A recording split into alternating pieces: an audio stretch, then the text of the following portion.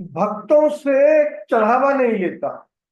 सत्संग में आने वाले भक्तों को प्रभावित करने के लिए वह उनसे फूल पत्र और अन्य सामग्री भी स्वीकार नहीं करता।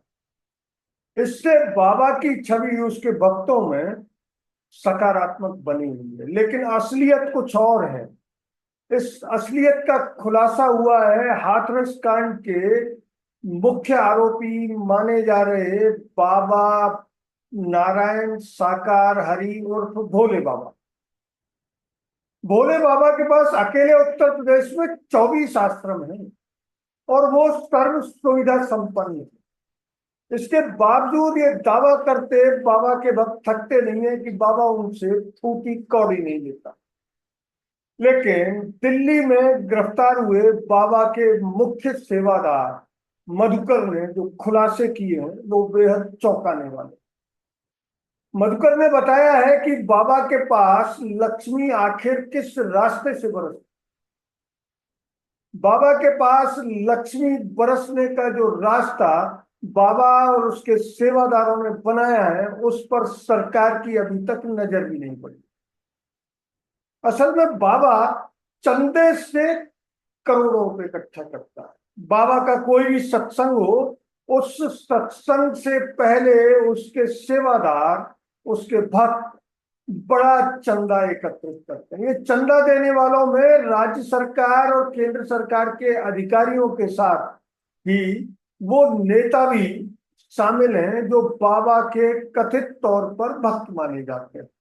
हालांकि उन लोगों के चेहरे अभी सामने नहीं है, लेकिन देव प्रकाश मधुकर ने जो बयान दिया है और इस बयान के आधार पर अमर उजाला, हिंदी दैनिक अमर उजाला ने खबर दी है। देव प्रकाश मधुकर ने पुलिस पूछताछ में जो बताया है उसके मुताबिक कई सियासी पार्टियों से बाबा के रिश्ते। स्वयं मधुकर जो बाबा का मुख्य सेवादार है वह भी कई बड़े नेताओं के संपर्क में है। मधुकर ने पूछताछ में जो बताया कि जब भी बाबा का कोई सत्संग होता है तो उसके लिए वह फंड इकट्ठा करता है। इन सभी बड़े आयोजनों की जिम्मेदारी मुख्य सेवादार मधुकर के हाथ में रहती है। इस समिति के अन्य सदस्य उत्तर प्रदेश के साथ ही मध्य प्रदेश, राजस्थान, बिहार और छत्तीसगढ़ में है। अमर उजाला ने दावा किया है कि सत्संग के बाद भगदड़ में जब लोगों की मौत हुई थी तब मधुकर ने बाबा को इसकी जानकारी दी थी और इस जानकारी के सामने आने के साथ ही बाबा भूमिगत। लेकिन 3 दिन में पक्ष विपक्ष के लोगों, पक्ष विपक्ष के नेताओं की प्रतिक्रिया जानने के बाद बाबा सामने आ ही गया। असल मुद्दा है कि बाबा के पास इतनी लक्ष्मी यानी धन कहां से आता है और धन की वर्षा कैसे होती। मधुकर ने पुलिस पूछताछ में बताया है कि वह बाबा का सबसे प्रिय शिष्य और बाबा उससे फोन पर घंटों बात करते। हाथरस में सत्संग की जिम्मेदारी उसी की थी। उसी ने एसडीएम सिकंदराव से सत्संग की अनुमति ली। इस सत्संग का बड़ा प्रचार प्रसार किया गया। शहर में 50 से ज्यादा नियॉन बोर्ड लगाए गए। इस सत्संग के लिए मधुकर ने बड़े पैमाने पर चंदा एकत्र। मधुकर सियासी दलों के जिन नेताओं के संपर्क में था उन्होंने भी इस सत्संग के लिए बड़ी फंडिंग की। अमर उजाला की खबर के मुताबिक सिकंदराव में भी सत्संग की अनुमति के लिए कई पार्टियों के नेताओं ने अपने सिफारिशी पत्र उस आवेदन में लगाए थे जो मधुकर ने एसडीएम सिकंदराव के समक्ष पेश किया। पुलिस पूछताछ में जो खुलासे हो रहे हैं वो बेहद चौंकाने वाले। इन खुलासों के मुताबिक सियासी दलों के कई नेता एक बड़े वर्ग को बाबा के माध्यम से साध रहे हैं और इसके लिए हाथरस क्षेत्र से जो सत्संग हुआ उसके लिए 70 लाख रुपए से ज्यादा का चंदा एकत्र किया गया। हाथरस जिले के फुलरई मुगलगढ़ी गांव में सत्संग आयोजन के लिए 1 महीने से चंदा जुटाया जा रहा है। बाबा की टीम, 30 से ज्यादा लोगों की टीम है, गांव गांव जाकर अपने अपने समाजों से पैसा इकट्ठा करते। आयोजन के लिए 70 लाख से ज्यादा का चंदा तो अकेले हाथरस क्षेत्र के लोगों ने दिया है, जबकि बड़ी संख्या ऐसे लोगों की भी है जो बाबा के सत्संग के लिए ऑनलाइन पैसा भेज रहे थे।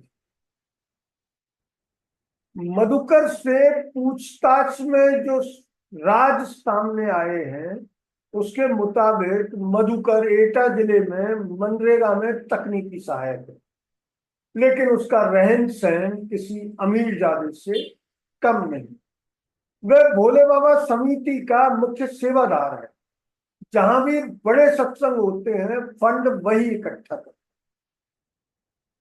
इस फंड के बारे में मधुकर ने जानकारी दी है कि लगभग 70% राशि, चंदे की राशि बाबा के ट्रस्ट में भेज दी जाती है। शेष 30% को मधुकर और उसके सहयोगी आपस में बांट लेते हैं। देव प्रकाश मधुकर के बैंक खाते और संपत्ति की जांच में भी बड़े खुलासे हुए। इन खुलासों का सामने आना ही बाबा के लिए एक बड़ी समस्या बन सकता है।